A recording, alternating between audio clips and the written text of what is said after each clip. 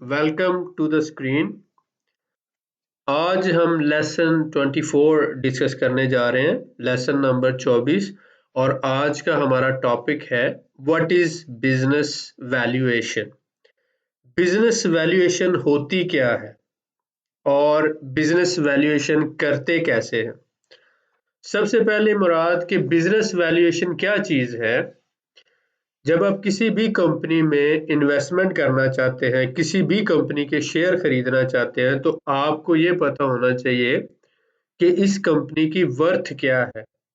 और मार्केट में अगर हम किसी चीज़ को खरीद रहे हैं तो इसकी वैल्यू क्या है।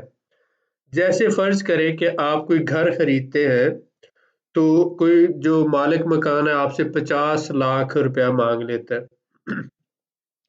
तो आप सबसे पहले तो ये असेस करते हैं कि यहाँ पर ज़मीन का रेट क्या होगा, घर की कंस्ट्रक्शन की कॉस्ट क्या होगी, और ये घर क्या वाकई 50 लाख का है या नहीं है। ये जो आप असेसमेंट कर रहे हैं, इसको वैल्यूएशन कहते हैं। और इसी तरह से अगर आप किसी प्रॉपर्टी एक्सपर्ट से उसकी वैल्यूएशन करवाएंगे, तो वो एरिया के हिसाब से, प्रॉपर्टी की जो स्टेटस है, लोकेशन है, उस हिसाब से और कंस्ट्रक्शन के हिसाब से उसकी वैल्यूएशन करते हैं।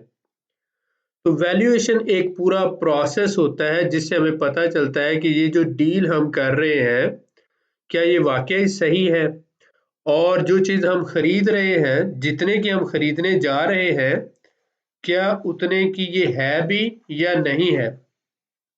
तो सपोज करें कि इसी तरह से आप मोबाइल मार्केट से खरीदते हैं, तो आप एक असेसमेंट करते हैं अपने अंदर कि ये मोबाइल वाकया ही इतने का है या नहीं है। और इसी तरह से आप कोई भी चीज़ जब खरीदते हैं, तो आप सपोज करें आप फल खरीद रहे हैं कहीं से, रेडी से या किसी फल फरोश से, तो आप पहले ये देखते हैं कि फल की क्वालिटी और फल जो है, यानी फ्रूट जो है, जितने उसके पैसे डिमांड किए जा रहे हैं, क्या वाकया ही इतने का ये है।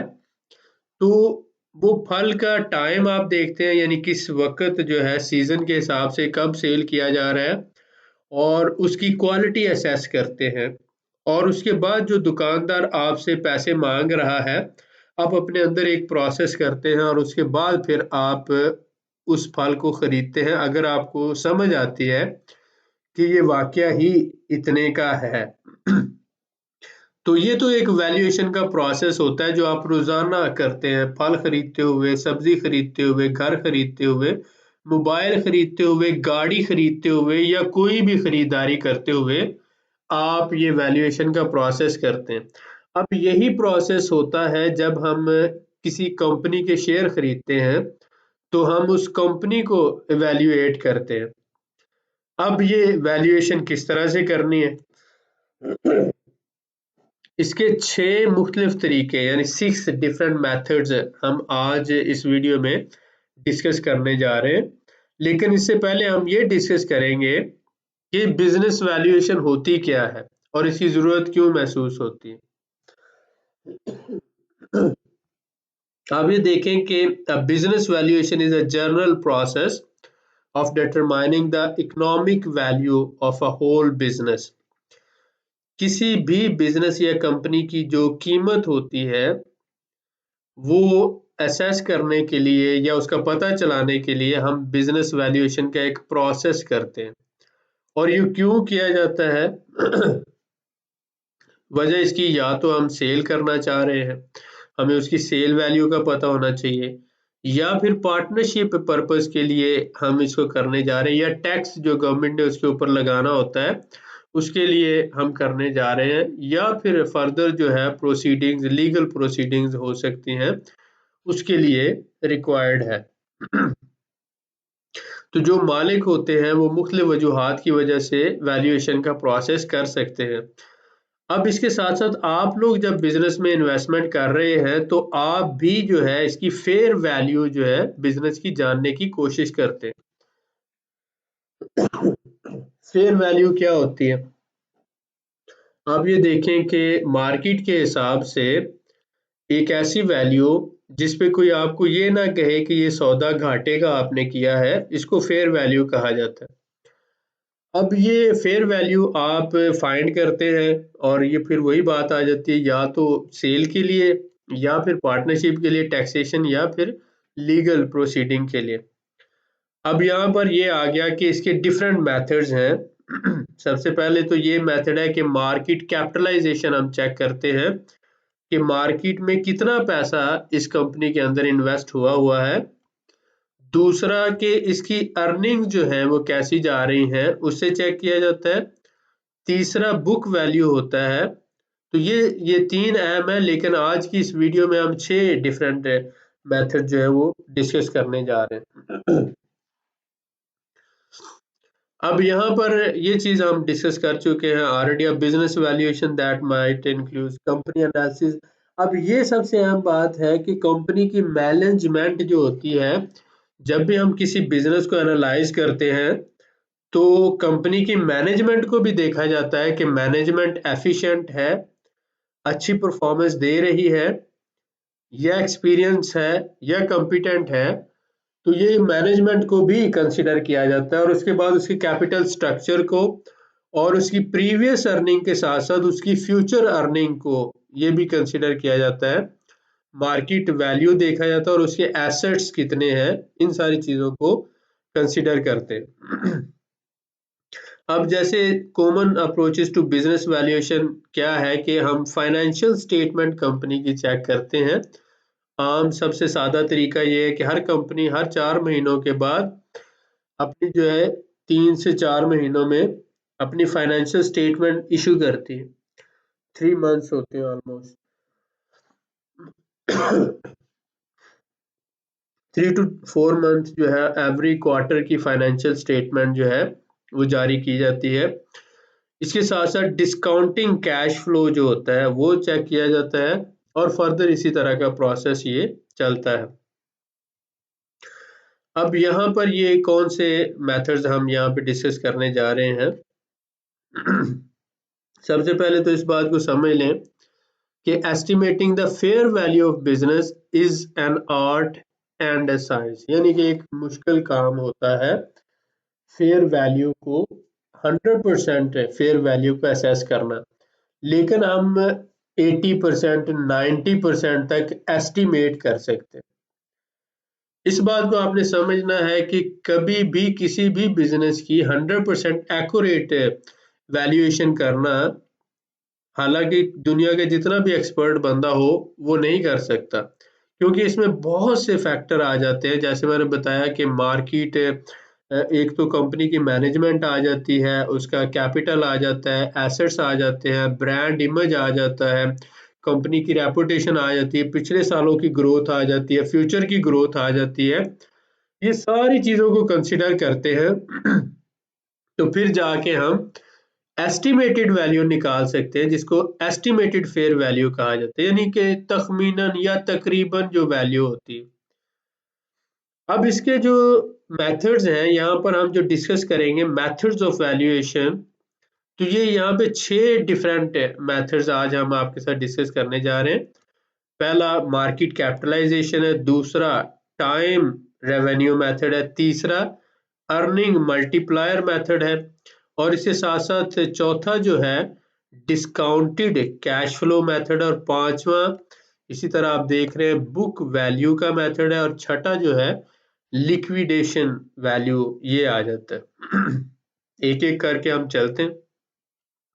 मार्केट कैपिटलाइजेशन कैसे होता है कि आप सबसे पहले ये देखते हैं कि कंपनी के जितने भी आउटस्टैंडिंग शेयर हैं, आउटस्टैंडिंग शेयर से मुराद ये होता है कि जितने शेयर लोगों को बेचे होते हैं उनकी तादाद हम देखते हैं, और इस वक्त जो कंपनी का जितने का शेयर बिक रहा है, मसलन इस वक्त अगर शेयर सपोज करें $86 है, तो आप फर्ज करें 86 रुपए का अगर है, और इसी तरह अगर इतने शेयर हैं तो उनको आपस में मल्टीप्लाई कर देते हैं,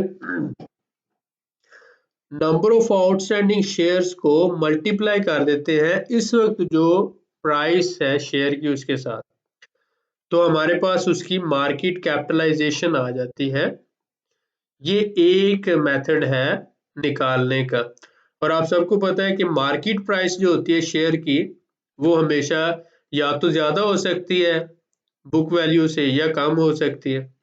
तो ओवर वैल्यू या अंडर वैल्यू शेयर हो सकता है, लेकिन ये एक मेथड है, ये नहीं कि ये सिर्फ यही मेथड है, ये एक मेथड है वैल्यूएशन का। इसके बाद दूसरा मेथड जो है टाइम रेवेन्यू मेथड है। इसमें इसमें हम क्या करते हैं कि stream of revenues generated over a certain period, मतलब 5 साल के अंदर, 1 साल के अंदर, 6 महीनों के अंदर, तो हम ऑलमोस्ट इसका 1 ईयर का लेते हैं और उसको मल्टीप्लाई करते। फॉर एग्जांपल टेक कंपनी के लिए हम 3 टाइम्स रेवेन्यू जो है उसको कंसिडर करते हैं। सर्विस कंपनीज जो होती हैं उसके लिए 0.5 टाइम। तो ये जो टाइम रेवेन्यू मेथड होता है, इससे भी हम एवेल्यूएशन करते हैं। अर्निंग मल्टीप्लायर, जैसे मैंने बताया कि पीई रेशो निकालते हैं जब हम, तो पीई रेशो जितनी होती है, फर्ज करें 3 ईयर्स, 3 आ जाता है तो उसको हम ईयर कंसिडर कर लेते हैं। जब 5 है, 6 है, 10 है, तो उस हिसाब से 7 तक जो पीई रेशो है या 8 तक वो सूटेबल कंसिडर की जाती है, लेकिन आइडियल जो होती है 1 या 1 से कम होती है। और जो एवरेज आप कहते हैं 3 से 4 जो पीई रेशो हो, वो एक एवरेज मॉडरेट हो गिनी जाती है। आइडियल 1 या 1 से कम है, मॉडरेट जो है 3 या 4 हो सकती है, और नॉर्मल आप कह सकते हैं 8, 7 या 8। लेकिन जब इससे ज्यादा होती है तो फिर दूसरे फैक्टर को देखते हैं कि अगर दूसरे फैक्टर उसको बहुत ज्यादा सपोर्ट कर रहे हैं तो ऐसी कंपनी में इन्वेस्ट किया जा सकता है। इसके बाद हमारे पास आ जाता है discounted cash flow method. Discounted cash flow method business valuation है सिमिलर टू अर्निंग मल्टीप्लायर, ये उसी तरह का होता है, लेकिन इसमें क्या हम करते हैं कि इसमें सिर्फ जो इन्फ्लेशन होती है ना, महंगाई हर साल की, उसको माइनस कर दिया जाता है। ठीक है, the main difference between discounted flash method cash flow method and the profit multiplier method is that it takes inflation. ये जो महंगाई है, मसलन 11, 12, 15% जो महंगाई होती है, इसको हम कंसीडर करते हैं, माइनस करते हैं, और उसके बाद फिर हम जो है इसको मल्टीप्लाई करते हैं, तो ये डिस्काउंटेड कैश फ्लो मेथड आ जाता है हमारा, महंगाई को जो कंसीडर किया जाता है। बुक वैल्यू का आप सबको पता है, this is the value of the share. कैसे निकाली जाती है कि जो टोटल एसेट्स होते हैं, टोटल एसेट्स कंपनी के, उसमें से कंपनी की जो टोटल लाइबिलिटीज होती है उनको माइनस कर दिया जाता है। बस फर्ज करें कि एसेट जो है कंपनी का 1 लाख है, फर्ज कर लेते हैं। अगर लाइबिलिटी कंपनी की जो है वो 50,000 है, तो लाख में से 50,000 माइनस करने के बाद जो बाकी 50,000 बचेगा, वो उसको जो है डिवाइड कर दिया जाएगा नंबर ऑफ शेयर्स पर, तो ये बुक वैल्यू निकल आएगी हर शेयर की। तो टोटल कंपनी की बुक वैल्यू जो होगी, total assets minus total liabilities equal to book value आ जाएगा। ठीक हो गया। टोटल एसेट्स में से, यानी टोटल जो उसके एसेट्स है उनमें से मुकम्मल जितनी भी उसकी लाइबिलिटी होते हैं, जो उसने कर्जे देने हैं, लोगों के पैसे देने हैं, जो पेमेंट्स करनी है, जो कंपनी की जुम्मे जो भी वाजिबुल अदा रकम है या चीजें हैं या कुछ भी ऑर्डर प्रोसीड करने हैं, वो सारी लाइबिलिटीज होती हैं। वो अगर हम माइनस कर दें एसेट में से तो बुक वैल्यू निकल आती है। इसके बाद लिक्विडेशन मेथड आ जाता है कि value is the net cash that a business will receive if assets were liquidated. मसलन अगर आज ही हम कंपनी को सेल कर दें तो हमें मार्केट में कितना पैसा मिलेगा, तो लिक्विडेशन से मुराद ये होता है कि कैश में कन्वर्ट कर देना। मसलन जो मशीनरी है, जो बिल्डिंग है, या जो भी चीजें हैं, अगर आज ही सेल कर दी जाए तो हमें कितना कैश मिलेगा, किस तरह से वो लिक्विफाई किया जा सकता है उसको, तो ये जो वैल्यू होती है, बस कितने का बिकेगा, ये उसकी वैल्यू आ जाती है, मार्केट के हिसाब से उसको असेस कर लिया जाता है। अब ये 6 डिफरेंट मेथड्स हैं। अब ये देखें, ये सारे करने के बाद भी आपके पास एक एस्टिमेटेड वैल्यू आएगी, जिसे हम एस्टिमेटेड फेयर वैल्यू कह सकते हैं। सबसे पहले तो मार्केट कैपिटलाइजेशन का मेथड हमने डिस्कस किया, उसके बाद टाइम रेवेन्यू मेथड किया, अर्निंग मल्टीप्लायर किया, डिस्काउंटेड कैश फ्लो किया, उसके बाद हमने इसी तरह से फर्दर जो है ये बुक वैल्यू है, लिक्विडेशन वैल्यू है, ये किया। 6 मेथड जो है आज की इस वीडियो में हमने डिस्कस किए, और इनकी डिटेल्स आगे डिस्कस होती रहेंगी। अभी आपको ये देखना है कि मसलन अगर जिस कंपनी के हम शेयर खरीद रहे हैं, तो इन 6 मेथड में से 2, 3 या 4 मेथड या एक मेथड भी आप उस पे अप्लाई कर लेते हैं, तो आपको एक जस्ट असेसमेंट मिल जाती है कि जिसके मैं शेयर खरीद रहा हूँ, क्या ये वाकया ही कंपनी ऐसी है कि इसमें इन्वेस्टमेंट की जाए। और अगर कल को साल बाद, 6 माह बाद, 2 साल बाद ये कंपनी बैंकरप्ट हो जाती है, तो जो मैं इन्वेस्टमेंट कर रहा हूँ ये मुझे वापस मिल जाएगी। तो ये एक रिस्क मैनेजमेंट का मेथड होता है जिसमें हम एवेल्युएशन करते हैं। अमेरिका में अक्रेडिटेड इन बिजनेस वैल्यूएशन के नाम से लोग मौजूद होते हैं जिन्होंने एक्रीडेशन ली हुई होती है, प्रोफेशनल डेजिग्नेशन होता है। और इसी तरह से कनाडा के अंदर भी जो है वो सर्टिफाइड बिजनेस वैल्यूएशन के नाम से चार्टेड बिजनेस वैल्यूएटर होते हैं। कनाडा में और अमेरिका में एक्रीडिटेड, जो भी आप इसे बोल रहे हैं प्रोनाउंसिएशन में, एक्रीडिटेड, ठीक हो गया, इन बिजनेस वैल्यूएशन। और इसी तरह से चार्टेड बिजनेस वैल्यूएटर होते हैं कनाडा के अंदर। तो इनका काम क्या होता है कि ये किसी भी बिजनेस को वैल्यूएट करते हैं, उनकी वैल्यूएशन का प्रोसेस करते हैं।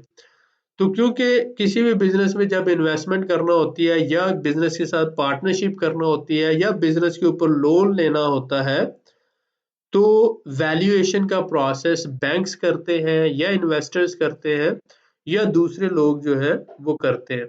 उससे क्या होता है कि आपको एक अंदाजा हो जाता है, आपको एक आइडिया मिल जाता है कि इस बिजनेस में मुझे इन्वेस्टमेंट करनी है या नहीं करनी। तो ये पूरा प्रोसेस होता है, इस प्रोसेस के थ्रू आपने चलना है। जब भी हम इन्वेस्टमेंट करते हैं किसी भी बिजनेस में, तो हमें एक बार ये ज़रूर सोचना चाहिए कि अगर हम इस बिजनेस में इन्वेस्टमेंट कर रहे हैं और इसका शेयर हम खरीद रहे हैं 100 रुपए का, तो क्या मार्केट के हिसाब से ये शेयर अंडर वैल्यू है या ओवर वैल्यू है। और उसकी जो फेयर वैल्यू होती है, जिसे आप इंट्रिंसिक वैल्यू भी कह सकते हैं, एस्टिमेटेड फेयर वैल्यू भी कह सकते हैं, वो निकाली जाती है। और उसके बाद फिर हम मसलन हम निकालते हैं तो हमें लगता है कि यार एस्टिमेटेड फेयर वैल्यू जो है 120 रुपए आई है और इस वक्त हमें 100 रुपए में मिल रहा है, तो इसका मतलब है कि ये बहुत अच्छा है, अंडर वैल्यू है।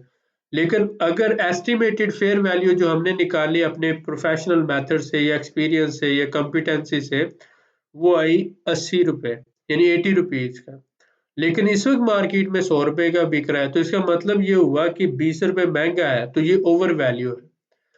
तो जैसे जैसे आप सीखते जाते हैं वैसे वैसे आप प्रोफेशनल होते जाते हैं और आपके पास नॉलेज होता है, एक्सपीरियंस होता है, और फिर उस बेसिस पर आप जो एनालिसिस करते हैं, उसके बाद फिर आप एक एस्टिमेटेड वैल्यू बिजनेस की निकालते हैं।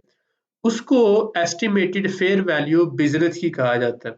और उसकी बेसिस पर जब आप शेयर की वैल्यू निकालते हैं तो उसको estimated fair value of share कहा जाता है। और वो एस्टिमेटेड फेयर वैल्यू जो होती है उसको इंट्रिंसिक वैल्यू भी कहा जाता है।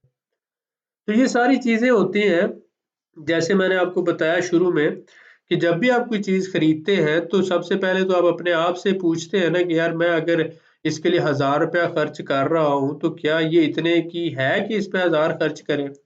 मसलन आप कभी भी मार्केट से आलू खरीदने जाएंगे तो आलू 1000 रुपए के किलो तो आप नहीं ना लेके आएंगे, ठीक है। लेकिन ये मुमकिन है कि आप कोई और फल खरीदें मार्केट से और वो 1000 रुपए का किलो आप ले आए। ये मसलन अगर आपको कोई कहता है कि चलगोजे आपको 1000 रुपए के किलो मिलते हैं, तो आप फौरी तौर पर आपके दिमाग में ये बात आ जाएगी, चलगोजा 1000 रुपए का किलो। अच्छा, आपको फौरी अंदाजा हो रहा है कि यार चलगोजा 1000 का मिल रहा है तो अंडर वैल्यू है, ये आपको पता चल रहा है। लेकिन अगर कोई कहे आलू 1000 रुपए के किलो होंगे, तो आपका दिमाग फौरी तौर पर कहता है ओ ये तो बहुत महंगे, ये ओवर वैल्यू है। तो ये आपके जो दिमाग ने कहा कि ये बहुत महंगा है और दूसरी तरफ दिमाग ने कहा ये बहुत सस्ता है, ये कैसे पता चला। इसी को नॉलेज कहते हैं, इसी को एक्सपीरियंस कहते हैं, इसी को मार्केट रिसर्च कहते हैं, इसी को एनालिसिस कहते हैं, इसी को कंपैरिजन कहते हैं, इसको वैल्यूएशन कहते हैं। ये सारी चीज़ों को मिलाया जब आपने, तो आपके दिमाग ने एक फैसला दिया कि आलू 1000 रुपये का बहुत महंगा है, ओवर वैल्यू है। और सारी चीज़ों को जब आपने मिलाया तो आपके दिमाग ने ये फैसला दिया चलगोज़ा 1000 रुपये का किलो जो है सस्ता है, अंडर वैल्यू है। बस इसी तरह से आपने बिज़नेस की वैल्यूएशन करनी है, और जब आप इस काबिल हो जाते हैं तो उसके बाद फिर आप जब 1000 रुपये का चलगोज़ा मिलेगा तो आप 5 किलो ज़रूर ले लेंगे। यही एक प्रोसेस होता है। दुआ में याद रखें, अगर अभी तक आपने हमारे चैनल को सब्सक्राइब नहीं किया तो कर लें, अच्छी बात है। और अगर आपने हमारे ग्रुप को ज्वाइन नहीं किया तो आप ग्रुप ज्वाइन कर सकते हैं। 1000 रुपये हम सिर्फ 1 महीने का चार्ज कर रहे हैं। 6 महीनों में हम बेसिक आपको सिखाएंगे, और इसके बाद फिर इंशाल्लाह ये तो एक समंदर है, जो जितना सीखेंगे उतना ही कम है। तो इंशाल्लाह मिलते हैं नेक्स्ट वीडियो में। 5 कमेंट आपने लिखने हैं, ये आपका अखलाकी फ़र्ज़ है। आपको अच्छी लगी है तब भी 5 लिख दें, बुरी लगी है तब भी 5 लिख दें। कुछ ना कुछ तो करें। बहुत शुक्रिया।